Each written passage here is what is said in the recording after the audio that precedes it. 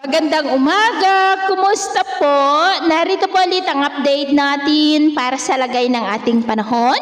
Ngayong umaga po ng July 18, 2025. Sa ngayon po ay tuluyan na lumayo ang hanging habagat dito po sa ating kalupaan. Wala na po itong epekto sa alinmang bahagi ng ating bansa. Easterlies po ngayon ang hangin na umiihip sa silangan po ng ating bansa. Ito naman ay mainit na hangin na nanggagaling po dyan sa may Pacific Ocean. Mayroon pong tatlong sama ng panahon na nasa karagatan, pero wala naman pong epekto ang mga ito dito sa ating bansa. Pero ang nasa malayong silangan po ay atin lamang babantayan dahil kung hindi po yan malulusaw ay mananatili na malaking banta po dito sa ating bansa.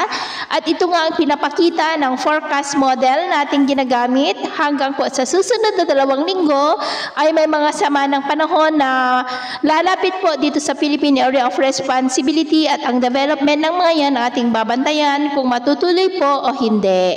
At sa lagay ng ating panahon, ngayong madaling araw ay maayos naman ang panahon sa malaking bahagi ng bansa maliban lamang sa mga tsansa ng mga isolated rain sa ilang bahagi ng Cagayan Valley, Batangas, Bohol, Dinagat Island at Sorsogon. At mamaya po ay sisikat naman ang araw sa malaking bahagi ng bansa, mainit at maalinsangan, maliban lamang sa mga tsansa ng maulap na kalangitan na minsan ay may mga pulo-pulo na mahihina ng mga pag-ulan dyan po sa may northeast ng Cagayan. At mamayang hapon, maayos pa rin ang panahon sa malaking bahagi ng bansa maliban lamang sa tsansa ng maulap na kalangitan na minsan ay may mga pulo-pulo na mahina ng mga pag-ulan sa may Ilocos Region, Cordillera, ilang bahagi ng Central Luzon at Mindanao. Kaya kung lalabas tayo sa ating mga tahanan, ugaliin po natin lagi ang magdala ng kahit anong panangga natin sa init ng araw at proteksyon na rin po sa mga biglaang buhos ng ulan.